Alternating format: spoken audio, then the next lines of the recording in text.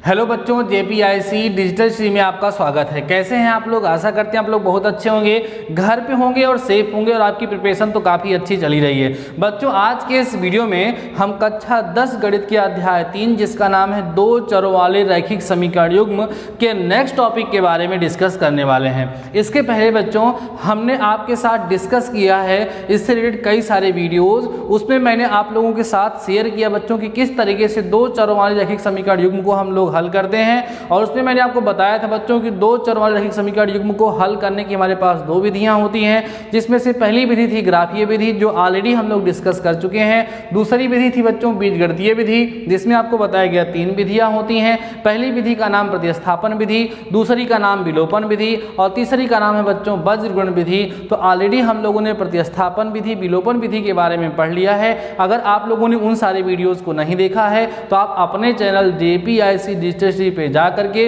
उन सारे वीडियोस को देख सकते हैं। और अगर आपकी नोट्स नहीं कंप्लीट है तो आप लोग कर सकते हैं। बच्चों, आज के इस वीडियो में हम बचे हुए लास्ट मेथड के बारे में डिस्कस करेंगे जिसका नाम है वज्रगुणन विधि, जिसको इंग्लिश में बोलते हैं क्रॉस मल्टीप्लिकेशन मेथड। लोग कहते हैं कि ये मेथड काफ़ी ख़राब है, बड़ी प्रॉब्लम होती है इसमें, लेकिन हम आपको इस वीडियो में वज्रगुणन विधि से रैखिक समीकरण युग्म को हल करना बहुत ही आसानी से सिखा देंगे। कोई फार्मूला आपको लर्न करने की ज़रूरत नहीं है, मैं आपको ट्रिक समझाऊंगा, उसकी हेल्प से आप क्वेश्चन को सॉल्व करेंगे। तो पहले मैं आपको रूल समझाता हूं, देन बच्चों उसके बेसिस पे हम आपको एक से दो एग्जांपल बताएंगे जिसकी हेल्प से आप वज्रगुणन विधि को आसानी से सीख पाएंगे और रिलेटेड एक्सरसाइज आराम से सॉल्व कर पाएंगे। तो ये बच्चों हम लोग डिस्कस करते हैं कौन सी विधि है, वज्रगुणन विधि। आराम से समझना, वज्रगुणन विधि। कुछ लोग वज्रगुणन खंड कह देते हैं बच्चों, लेकिन वज्रगुणन है जिसको हम बोलते हैं क्रॉस मल्टीप्लिकेशन मेथड। इंग्लिश में बोलेंगे बच्चों क्या, cross multiplication method. Multiplication method के नाम से बच्चों इसको हम लोग जानते हैं। आइए समझाते हैं आप लोगों को कि बच्चों ये क्रॉस मल्टीप्लिकेशन मेथड होता क्या है और किस तरीके से इसको हम लोग यूज़ करते हैं। देखो बच्चों, आपको पता है कि दो चरों वाले रैखिक समीकरण युग्म का जो जनरल फॉर्म हम लोग लिखते हैं वो क्या लिखते हैं, a1x plus b1y plus c1 is equal to 0 और a2x plus b2y plus c2 equal to 0। ये हमारा समीकरण 1 होता है और ये हमारा समीकरण नंबर 2 होता है। तो बच्चों मान लीजिए कि हमारे पास रैखिक समीकरण युग्म दिया गया है, इसी को हमें हल करना है और क्या करना है, x और y का मान ज्ञात करना। सिंपल सी ट्रिक बताता हूँ कैसे करेंगे। बच्चों, जिन दो रैखिक समीकरण युग्मों को आपको हल करना होगा उनको ऐसे ही सेम टू सेम आप लिख लेंगे। उसके बाद एक काम करेंगे, x लिख करके एक लंबी सी लाइन खींचेंगे, जगह छोड़ करके इक्वल टू का साइन लगाएंगे, y लिख करके फिर से नीचे लाइन खींचेंगे, फिर इक्वल टू का साइन लगा करके 1/, लिख करके फिर से लाइन खींचेंगे। मैं आपको ट्रिक समझा रहा हूँ, अब इसी से फार्मूला भी बन जाएगा। अब सुनो बच्चों, क्या करेंगे हम लोग, इसके नीचे कुछ लिखा जाता है, देखो क्या लिखेंगे। उसके लिए बच्चों यहाँ पर देखो, जब x के नीचे आप लिखोगे तो ये पहला पद ऐसे ढक लोगे। अब इसका इससे गुणा करोगे, इसका इससे गुणा करोगे, तिरछा गुणा, क्रॉस मल्टीप्लाई नाम है, वज्र गुणा। इसका इससे करो, जब करोगे बच्चों क्या मिलेगा, b1c2 माइनस इसका इससे करोगे b2c1। हमेशा माइनस का साइन बीच में लगाया जाएगा, ठीक है। इतनी बात समझ में आ गई। तो ये तो हमने पहले वाले को बंद किया तब मिला। अब इसके नीचे लिखना होगा बच्चों, इस दूसरे वाले को बंद करेंगे। देखो इसको बंद कर देंगे। अब की ध्यान रखना बच्चों, अब की बंद करेंगे तो इधर से इधर गुणा करेंगे तो होगा a2c1, क्या मिलेगा, a2c1 माइनस a1c2 मिल जाएगा आपको बच्चों। देखो इसको बंद करोगे, इससे इसका गुणा होगा, इससे इसका हो जाएगा। फिर अब ये y के नीचे लिख उठा, इसके बाद जब इसके नीचे लिखोगे बच्चों तो इसको बंद कर लोगे, फिर सीधा कर लोगे a1 का b2 से, तो मिलेगा a1b2 माइनस बच्चों होगा a2b1। क्लियर हो गई बात ना। इतनी बात में आपको कोई समस्या नहीं हुई होगी। एक बार देखते ध्यान से सुन लीजिएगा, क्या करना है, x लिखना है, एक लाइन खींचनी है, बराबर का 3 लगा के, y लिखना है, एक लाइन खींचना, बराबर लगा के 1 लिख करके नीचे। सब में ऐसे करना है। सबसे पहले आपके पास जो रैखिक समीकरण युग्म दिया होगा उसको इस रूप में लिख लेंगे, फिर इस तरीके का प्रोफार्मा बनाएंगे। अब पहले वाले पद को ढकेंगे, इसको इससे तिरछा गुणा, b1c2 माइनस b2c1। बात समझ में आ रही बच्चों। फिर क्या करेंगे, इसको ढकेंगे तब की बार नीचे से गुणा करना, ऊपर से नीचे, नीचे से ऊपर, फिर ऊपर से नीचे, ऊपर से नीचे, नीचे से ऊपर, फिर ऊपर से नीचे, इसको बंद करोगे ये देखो A2C1 माइनस A1C2 यहाँ कर देंगे, ठीक है। उसके बाद फिर अगली बार जब इसकी बारी है इसको ढक लेंगे A1B2 और फिर A2B1 यहाँ पर आपको मिल जाएगा। इतनी बात समझ में। ये जो आपके सामने लिखा यही फार्मूला है। लोग कहते हैं कि इसको रट लीजिए, लर्न कर लीजिए। नो बच्चों, रटने की जरूरत नहीं। कई लोग इसको ऐसे भी समझाते हैं, जैसे A1/A2 लिखवा देते हैं, माइनस B1/B2 लिखवा करके तिरछा गुणा उड़ा कराते हैं। वो सब कुछ नहीं, बस इतना जितना मैंने आपको समझाया इतना आपको करना है, इससे बहुत आसानी से आपका सब कुछ सॉल्व हो जाएगा। सर इतना आप लिख लेंगे। इतना लिखने के बाद हम करते क्या है बच्चों, इस वाले पद को इसके इक्वल करते हैं, उसके बाद फिर इस वाले पद को इसके इक्वल करते हैं। जब इस वाले पद को बच्चों इसके इक्वल करोगे तो आपको x का मान मिल जाएगा, और जब इस वाले पद को इसके इक्वल करोगे तो आपको y का मान मिल जाएगा। समझ में आ रही बात ना। तो आइए करते, यहाँ पे कहते हैं जब x/B1C2 माइनस B2C1 इक्वल करोगे A1B2 माइनस A2B1 के बच्चों, तो यहाँ से आपको x का जो मान मिलेगा वो मिलेगा B1C2 माइनस B2C1 अपान A1B2 माइनस A2B1। ये यहाँ से आपको बच्चों क्या मिल जाएगा, x का मान मिल जाएगा, ठीक है। x का मान यहाँ से आपको मिल जाएगा, आराम से हल होगा। जब A1B1 सबकी वैल्यू रख दोगे तो आराम से आपको x का मान यहाँ से प्राप्त हो जाएगा। अब क्या करेंगे देखो, अब लिखेंगे पुनः कह के लिखेंगे बच्चों जब हमारा ये y वाला y/A2C1 माइनस बच्चों A1C2, इसको हम बराबर लिखते हैं 1/, देखो किसके 1/, लिखिए बच्चों A1B2 माइनस A2B1 के ना। तो इसको सॉल्व करोगे तो y इक्वल टू आपको मिल जाएगा बच्चों A2C1 minus A1C2, A2C1 minus A1C2 ना, यही तो है। हाँ, अपान में कितना हो जाएगा बच्चों A1B2 माइनस A2B1। इस तरीके से आपको यहाँ से y का मान प्राप्त है। कितना सिंपल है आप देख सकते हो। इसको बंद किए थे, इधर से गुणा A2C1 माइनस A1C2 ये किए थे, वही सारे के सारे मान आराम से आपको सिंप्लीफाई कर लेने होते हैं। मतलब इसमें बहुत ज़्यादा दिमाग लगाने की ज़रूरत ही नहीं है। जो ट्रिक जो कंसेप्ट मैंने आपको समझाया, इसी को अगर आप लोगों ने समझ लिया, बस इसी को सेम टू सेम फॉलो कर लिया, बस सारे के सारे क्वेश्चन सॉल्व हो जाते हैं, उसमें कोई दिक्कत नहीं है। मुझे तो लगता है कि बज्र गुण विधि ना सबसे आसान विधि है। बाकी आप लोग भी बताइएगा हल करने के बाद। इसमें अगर चिन्ह का ध्यान रखें, चिन्ह की गलतियां ना करें, तो इस विधि से बच्चों सवाल सबसे आसानी से हल हो जाते हैं, ठीक है। तो आपको क्या करना है, एकदम सेम टू सेम जो परफॉर्मा आपके सामने बना हुआ है बच्चों, ऐसे ही आप लोग अपनी कॉपी में नोट कर लीजिए। फिर अभी हम इस कंसेप्ट का यूज करते हुए, इस मेथड का यूज करते हुए आपको कुछ क्वेश्चन सॉल्व कराते हैं, जिसकी हेल्प से आप लोग बहुत ही आसानी से क्वेश्चन को सॉल्व कर पाएंगे। Before that pass the video and note down. तो आइए बच्चों हम लोग बज्र गुणन विधि से कुछ प्रश्नों को हल करते हैं, तो आप लोगों को कंसेप्ट और अच्छे से क्लियर हो जाएगा। देखिए यहाँ पर हमारे पास इक्वेशन गिवन है, ये हमारा फर्स्ट इक्वेशन है, ये हमारा सेकेंड इक्वेशन है। हमें करना क्या है बच्चों, इसे बज्र गुणन विधि से हल करना है। प्रोसेस मैंने आपको सिखाया। देखिए क्या करोगे बच्चों, x लिखोगे, एक लाइन खींचोगे, बराबर का चिन्ह लगा करके y लिखोगे, एक लाइन खींचोगे, बराबर का चिन्ह लगा करके 1 लिख करके ऐसे लाइन खींच दोगे। इतनी बातें समझ में आ गई। अब क्या करेंगे बच्चों, हम लोग इस वाले पद को बंद करेंगे और इसको इससे गुणा करेंगे। देखो किसको किससे हमको गुणा करना है बच्चों, 2 गुणे -12। चिन्ह का विशेष ध्यान देंगे, माइनस का साइन लगा देंगे। अब देखो इसका इससे हो गया, इसका इससे होना है, तो -3 का गुणा बच्चों किससे होगा, 1 से होगा, ठीक है। इतनी बात समझ में आ गई, पहला काम हो गया। अब आप लोग बच्चों क्या करोगे, इसको लिख रहे थे तो आपने इसको बंद कर लिया था। देखो इसके नीचे एक्शन चलिए, इसको बंद किए थे, 2 से -12 को गुणा किए, फिर -3 से 1 को गुणा कर दिए। अब बच्चों y के नीचे लिखना है तो y वाला बंद करोगे।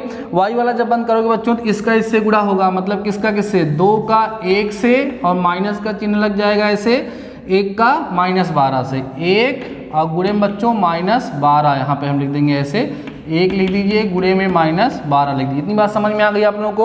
अब क्या करोगे बच्चों, अचर पद को बंद करोगे। जब अचर पद को बंद करोगे तब आपको क्या प्राप्त होगा, देखो ये इससे गुणा होगा, 1 गुणा -3 ना, 1 गुणे में कितना आएगा -3, फिर माइनस का चिन्ह लगेगा, ठीक है। उसके बाद 2 का 2 से हो जाएगा, तो माइनस बच्चों यहाँ होगा 2 गुणे 2। समझ में आ गई बात ना। चलो सिंप्लीफाई करो इसको। अब आप लोग, आपको बच्चों यहाँ मिलेगा x अपान 12 दूना 24, -24 आ गया बच्चों, यहाँ पर +3 हो गया ना, यही तो होगा। देखो माइनस और प्लस हो गया, ठीक है। अब देखो इज इक्वल टू वाई अपान बच्चों यहाँ पर आपको कितना मिलेगा 2 और प्लस में देखो 2 और प्लस बच्चों कितना मिल जाएगा 12 मिल जाएगा क्या, माइनस माइनस प्लस हो जाएगा, ठीक है। इज इक्वल टू 1 अपान यहाँ बच्चों कितना मिलेगा आपको -3 और -4, समझ में आ रही होंगी बातें, -3 और -4। आराम से सिंप्लीफाई करते चलिए बच्चों, यहाँ मिलेगा x अपान, देखो आपका 24 में से 3 घट जाएगा, -21 बचेगा, इज इक्वल टू वाई अपान में बच्चों 14 बचेगा, इज इक्वल टू 1 अपान में -7 मिलेगा, ठीक है। सिंप्लीफाई हो गया। अब क्या करेंगे, एक बार इसको इसके इक्वल कर दो, फिर आप इसको इक्वल कर दो, तो आपको एक बार x का मान मिल जाएगा, एक बार y का मान मिल जाएगा। तो लिख दीजिए यहाँ पे, क्या लिखेंगे हम, यदि क्या मिलेगा बच्चों, x upon -21 is equal to 1 upon -7, तो x is equal to -21 upon -7, 7 त्रिका 21 ना, x का मान बच्चों आपको यहाँ से कितना मिल जाएगा, 3 मिल जाएगा। क्लियर हो रही है बात।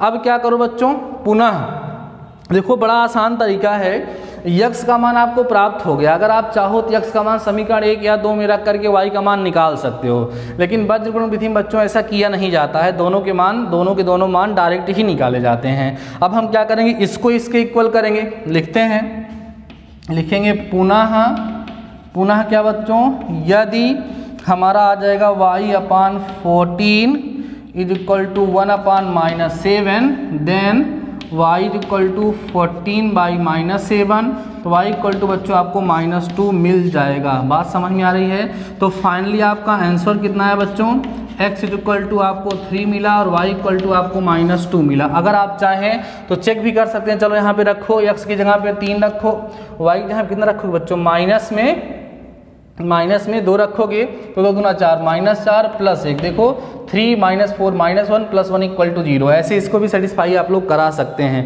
तो आपने देखा कि वज्रगुणन विधि कितनी आसान है, कैसी लग रही है आप लोगों को। देखो भाई, जितनी भी चीज़ें आपको हम बताया करें उसको आप लोग, कई सारे बच्चे हमारे ऐसे हैं जो क्वेश्चन को सॉल्व करते हैं और मेरे पास वो भेज, जैसे एक अनुज नाम का लड़का हमारा है, ठीक है, 10th B का, बहुत ही अच्छा बच्चा है, वो हर वीडियो को बढ़िया से देखता है और जितने भी कंसेप्ट हैं उनको सॉल्व करने के बाद मेरे पास ज़रूर भेजता है। ऐसे ही बच्चे होने चाहिए। देखो बच्चों, अभी आपको पता है अगस्त में भी स्कूल खुलने वाला नहीं है, तो आपको ऑनलाइन शिक्षा लेनी ही पड़ेगी। अगर आप इग्नोर कर रहे हैं देन आप परेशान होंगे, ठीक है। तो कोई बात नहीं बच्चों, अभी आप एक काम करिए, इस क्वेश्चन को नोट कर लिए, देन अभी हम एक एग्जाम्पल और आप लोगों को कराते हैं, देन और अच्छे से आपका सारा का सारा कंसेप्ट क्लियर हो जाएगा। Before that pass the video and note down. आइए बच्चों, हम लोग देखते हैं एक और एग्जाम्पल जिसकी हेल्प से और ज़्यादा आपका कंसेप्ट क्लियर हो जाएगा। देखिए यहाँ पर हमने जो एग्जाम्पल लिखा है बच्चों, वो क्या है, लिखा है 2x + 3y + 25 is equal to 0। This is our equation number first, and 2x + y + 10 is equal to 0, this is our equation number second, ठीक है। इस दिए गए इक्वेशन को हमें वज्रगुणन विधि से अर्थात क्रॉस मल्टीप्लिकेशन मेथड से सॉल्व करना है। ठीक बच्चों, सॉल्व करिए, जो रूल आपको सिखाया गया है उसी की हेल्प से आपको करना है। आशा तो मुझे पूरी है कि आप लोगों को पूरा वज्रगुणन विधि अब आसान से समझ में आ गया होगा। फिर भी एक क्वेश्चन और कर लेते हैं, ठीक है। अभी इसमें लास्ट में थोड़ी और इंपॉर्टेंट बातें भी डिस्कस करेंगे। तो क्या करते हैं बच्चों, सबसे पहले x लिख करके ऐसे एक लाइन खींचोगे, इक्वल टू का साइन लगाओगे, y लिख करके एक लाइन खींचोगे, इक्वल टू y, और यहाँ पर 1 लिख करके ऐसे लाइन खींच दोगे। अब क्या करोगे, इसको बंद करोगे। इसमें तो प्लस माइनस का लफड़ा भी नहीं है, इसको बंद करोगे। 3 का गुणा किससे होगा बच्चों, 10 से, तो लिखोगे 3 गुणा 10, माइनस 1 का किससे होगा बच्चों, 25 से, तो हो जाएगा 1 गुणे यहाँ पर 25। ठीक है, बात समझ में आ रही है। अगली बार अभी इसको बंद किए थे आप लोग, अब क्या करोगे, इसको बंद करोगे, इसका इससे गुणा करो, क्या होगा बच्चों, 2 गुणे में 25 होगा, माइनस इससे इसका करोगे, 2 गुणे बच्चों कितना होगा, 10 होगा। इसको बंद करोगे, 2 का 1 से होगा, 2 गुणे 1, फिर 2 का किससे होगा बच्चों, 2 का गुणा 3 से होगा, यहाँ पर 2 गुणे 3 हो जाएगा। समझ में आ रही है बातें। सॉल्व करिए, x अपान में बच्चों यहाँ पे 10 दिए हैं, 30 हो गया, और माइनस में यहाँ कितना हो गया, 25 हो गया, बराबर y बटे 25 दूना 50, और 10 दूना कितना बच्चों, यहाँ पर 20 हो गया। ठीक है, समझ में आ रही बात। इज इक्वल टू, यहाँ आएगा 2 और माइनस में बच्चों कितना 6 आ जाएगा। बात समझ में आ रही है। सॉल्व करते चलो, जब इसको सॉल्व करोगे बच्चों तो आपको कितना मिलेगा, x अपान में यहाँ 5 मिलेगा, इज इक्वल टू y अपान में बच्चों यहाँ पर आपको कितना मिलेगा, यहाँ पर आपको आसानी से 30 मिल जाएगा, इक्वल टू बच्चों 1 अपान यहाँ पर आपको मिल जाएगा माइनस का -4 मिल जाएगा। ठीक है, अब आप क्या करोगे, यहाँ पर बारी बारी दोनों को आपस में इक्वल करोगे। आप यहाँ बोलोगे बच्चों यदि, ध्यान दो, यदि x upon 5 is equal to 1 upon -4, this implies that x is equal to आपको मिल जाएगा बच्चों -5/4। ये आपको यहाँ से x की वैल्यू मिल जाएगी। फिर क्या करोगे, अगेन फिर से आप बोलोगे यदि क्या बच्चों y अपान 30 इक्वल टू -1/4, तो आपको मिलेगा बच्चों y इक्वल टू -30/4। किससे कटेगा, ये 2 से कटेगा क्या, 2 यहाँ 15, यहाँ 2 आ जाएगा, तो y बराबर बच्चों आएगा आपका -15/2। तो फाइनली आपका आंसर क्या मिलेगा, आंसर बच्चों आपको मिलेगा x बराबर -5/4 और y बराबर -15/2, ये आपका आंसर हो जाएगा। तो अब तो समझ में आ गया होगा बच्चों। अभी एक छोटा सा कंसेप्ट और बचा हुआ है, नेचर ऑफ सॉल्यूशन, जो एक बार हम पहले डिस्कस कर भी चुके हैं, लेकिन अभी इस साइज में फिर उसकी जरूरत पड़ेगी। थोड़ा सा एक बार रिकॉल कर लेते हैं। Before that pass the video and note down.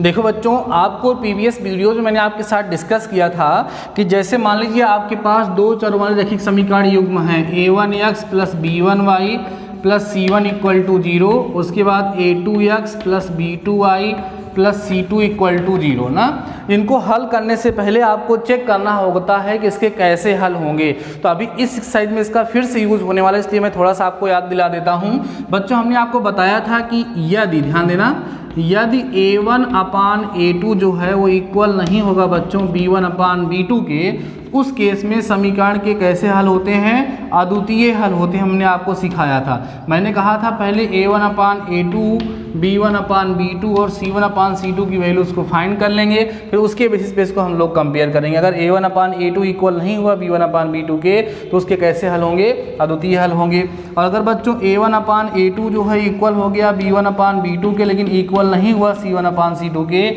उस केस में कोई हल नहीं होगा, ऐसा हमने आपको बताया था। क्योंकि इस केस में जो रेखाएं हैं बच्चों क्या हो जाती हैं, समांतर हो जाती हैं। तीसरा केस मैंने बताया था कि a1 अपान a2 जो है वो इक्वल हो जाए b1 अपान b2 के, इक्वल हो जाए c1 अपान c2 के। कैसे हल हो जाते हैं बच्चों, अनंत हल हो जाते हैं, अनंत हल हो जाते हैं। और इस प्रकार के हल को बच्चों अब हम आपको बताएं, इसको संगत हल कहा जाएगा। इसको कहा जाएगा संगत हल, और इसको बच्चों कहा जाएगा असंगत हल। कैसा, असंगत। इसको बोलेंगे बच्चों आश्रित संगत हल। कैसा, आश्रित संगत हल कहा जाएगा। ये नई चीज़ आप लोग सीख रहे हैं। तो यहाँ पर आपको कुछ सवाल मिलेंगे जिसमें आपसे कहेगा कि दिए गए रैखिक समीकरण युग्म के जो हल होंगे उनके बारे में बताइए कि संगत होंगे कि असंगत होंगे। तो आप ऐसे ही गुणांकों की जो है तुलना करके आप वहाँ पर जान पाएंगे। अगर a1 अपान a2 इक्वल नहीं हो रहा है b1 अपान b2 के, तो अद्वितीय हल होंगे और इसको संगत हल कहा जाएगा। a1 अपान a2 इक्वल हो गया b1 अपान b2 के, लेकिन इक्वल नहीं हुआ c1 अपान c2 के,